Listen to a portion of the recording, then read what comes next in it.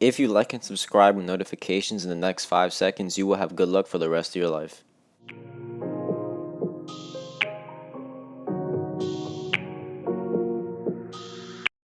She know I keep the bag on me. How I got a couple racks on me. I'ma hit it, then I dip. No, I do not trust a bitch, cause they all be the same to me. All these thoughts always running through my head. I'ma get the bag, double back for the bread. I'd rather smoke a blunt, kicking back in my bed. And yeah, she in my line, cause she know I'm getting bread. What is up, YouTube? It's your boy Risk here, and as you can see by the title of today's video, I'll be showing you guys a build video, and what I think is now becoming one of the most popular build videos. It is going to be the two-way 3-point facilitator, which in my eyes is kind of like a Jimmy Butler build because it is a very balanced build, kind of like how Jimmy Butler plays in real life. Now, before we get into the actual video, I quickly wanted to say thank you guys for helping me reach 7,000 subscribers. I really do appreciate you guys, and we're still on that grind of 10K subs. And also, as you guys can see at the top left, shout out to my boy Rusty for being Noti Gang on my last video. If you guys want to be, get a little shout out on all my videos, make sure you comment down below Noti Gang, and I'll shout you guys out in my next video. But in terms of today's video, you saw we are selecting a point guard as our position, and going down to the skill breakdown, we are going with a two-way 3-point facilitator. So that means we're looking for a pie chart that has, defense and shooting, and this is the only pie chart that truly applies to it. And looking at the stats here, we're looking at, very well balanced build. You're looking at 80s and 70 plus in every single stat. So there's really nothing this build cannot do, which is my favorite part about this build. Now, moving on to the physical profile for this build, this is one that a lot of people debate a little bit about, because we're looking at, with this build, we're looking about our speed, because obviously we're going to be handling the ball, and we're going to be forced to be guarding, ball handlers, since we're technically a lockdown as well, since we're a two-way. So we want to, make sure we have a high speed, but at the same time, a lot of people try to, put more vertical and strength on their player, which personally I think it does not make a difference. I think vertical only matters for centers who are trying to get rebounds.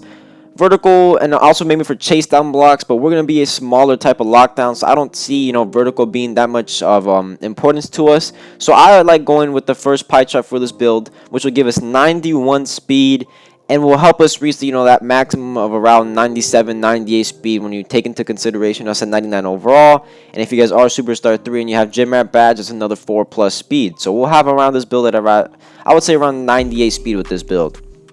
Now, moving on to finishing, or not finishing, but just all our attributes. Starting off with finishing, we're going to want to max out our close shot, driving layup, and driving dunk. And then with our standing dunk, we're pretty much just going to upgrade it until we see 8 finishing badges, which will leave us at a 39 standing dunk. And with 8 finishing badges, that allows us to get 4 finishing badges on silver, which means not only can this build defend, shoot, but it could also finish, alright? Which is the best part about this build. Now, moving on to shooting, same premise. We're going to upgrade mid-range, 3-point, and free throw to max. And the post-fade, we're going to upgrade it until we see 16 shooting badges, which will leave us off at around a 57 post-fade to be exact. And yep, that will give us 16 shooting badges. So already we were looking at 16 shooting badges, 8 finishing badges. Once again, with the playmaking, we're going to max out pass accuracy, ball handle, and then we're going to move that post moves until we get 11 playmaking badges, which leaves it off at a 31 post moves. So once again, this build also has playmaking in it. Now, lastly, moving on to defense, which is going to be, well, we'll see the best part about this build, really, because we're going to get, I believe, 20 defensive badges on this build. We don't need interior defense, so we're not really worrying about that. We're going to max out the perimeter defense, as you see the lateral quickness and the steal. And then just for the sake of getting extra badges, you see upgrading the defensive rebounding will get us an extra 8 badge points, which is incredible. And then that leaves us with 4 attributes left, and no matter where you put it is going to give you that last badge upgrade to get to 20 badges. So I'll just do it on interior defense because I'm not going to get offensive rebounds or much blocks anyways. So why not? I don't even think 4 stats will make a difference, to be honest with you.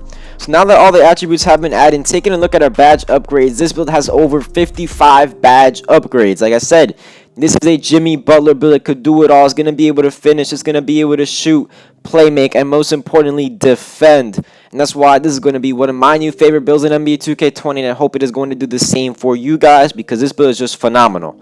So moving on to the rest here, we're going on to our height here, and we're going to make the height 6'5". Yes, you're going to see our playmaking go down. Our 3-point might go down a little bit, or not a 3-point, but our mid-range. Some of our defensive stats will go down, but that's just how it works really with 2K. But we're not going to go lower than 6'5" because we need to be tall enough to actually be able to defend the opposing guards, just in case we're going up against, one of those crazy playmaking stretch bigs who are 6'7", 6'8". How are we going to guard that? if we were 6'3", you know what I mean? That's the purpose of going 6'5" with this. And obviously, once again, you see the speed goes down, so is the acceleration, which means with our weight, we got to drop that all the way down to minimum 175 to get that acceleration back. So then we don't, really miss out on our speed with this build. So yes, setting it to 175 weight. Now we're going to move on to the wingspan here. And in terms of the wingspan, I like going minimum on this, but I'm going to tell you guys why. Because I think this build is best to be played on the twos court, handling the basketball, running the point guard position. So if you were to lower your wingspan all the way down, it gives us a 78 ball handle and obviously an increased three-pointer to 83.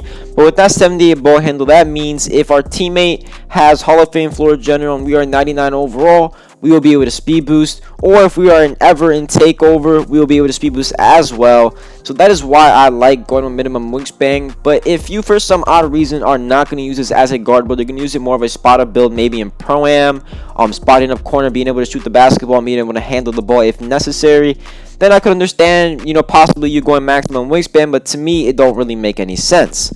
Now, if that being said, you could really go with any takeover on this build because all these takeovers will apply at least 5+ to your ball handle, which means, like I said, if you have takeover, as long as you're I think 96 overall, you're going to be able to speed boost if you keep that minimum wingspan. So there's no need to pick necessarily playmaking takeover. So you can really go with anything. I would just avoid sharpshooter takeover, but personally, I would go with either shot creating or lockdown. It just depends what you want to, focus the build more around. Personally, to me, I want to focus it more around the offensive end, so I'm going to select shot creator takeover. Now, as you see, you have a two-way 3-level facilitator. And yeah, when you guys probably saw that name in the title, you probably think I was lying or something, where I made this up. But as you can see, I'm not. This build really could do it all, just like it says in the name. Now, I wouldn't really mind who it says similar to, because it says we're similar to Steph Curry. And I don't think Curry, could play that well of defense. But anyways, let's hop into the badges here for you guys. And so as you see here, we're looking at 8 finishing badges. Like I said, we're going to go with 4 silver badges here, which I think is going to be the best way to, spread the badge points out here.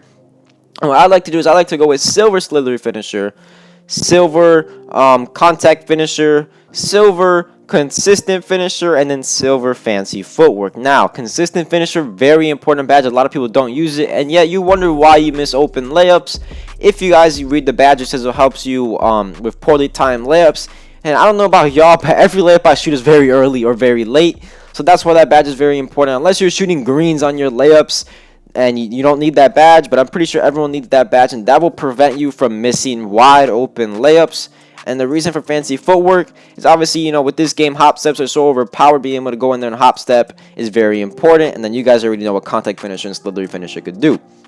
Now moving on to shooting here, we have 16, which means technically we could get 4 Hall of Fame badges.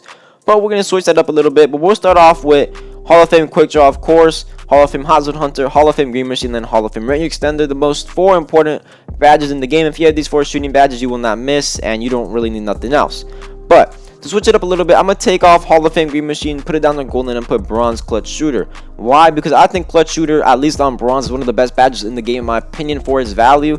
Having it on Bronze, I think it plays like a Hall of Fame badge. Literally, it kicks in not only in the last second shot, but I think it's if you're down by more than 3 points and the other team has more than 10 points or something like that, is going to count in or take into effect. And literally, when Clutch Shooter activates for me, I do not miss. I don't know what's wrong with it. I don't have it Hall of Fame, Gold. I literally run it Bronze, and I do not miss when this badge activates. And especially in those clutch games where it's 18-18, you need that last second 3 to win the game. That badge is going to activate. It's going to be very important to have that on. Alright, so moving on to our playmaking, we do have 11 playmaking, which is, not too much considering we're going to handle the ball. But we're able to get everything we need. We get the go quick first step, handles for days, and tight handles, which essentially is all you need to run a point guard in this year. You don't need anything else because nothing else really works, alright? And with these 2 other upgrades, I would, go with, Dimer, Floor General, Space Creator, Stop and Go, because those are great badges. But I just think those badges on silver do not, they're not worth it having it on silver.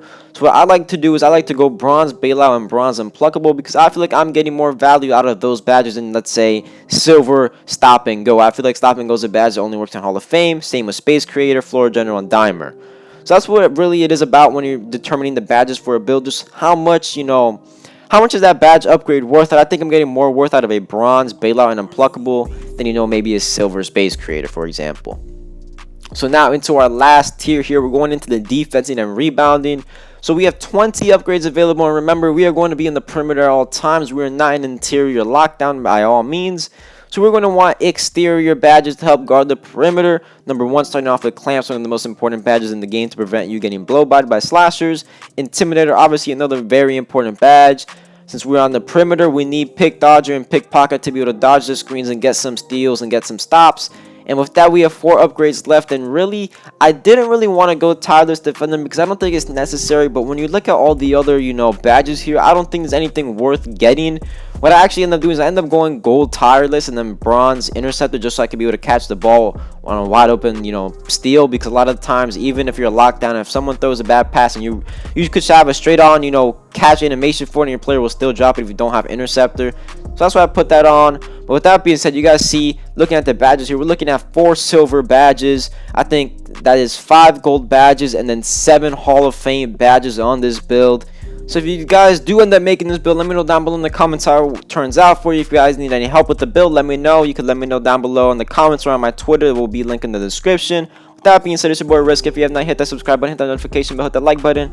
It's your boy Risk. Funny how now she be calling me back. She see that I got it, I'm stuck in the trap. 40 autos, and we put it right back. 40 autos, and he left in the back. I can't be trusting cause people just act. I get the money, I run it right back. The plug on my phone, I get to these racks. The plug on my phone, I'm gonna get back. I can't be trusting cause people be switching and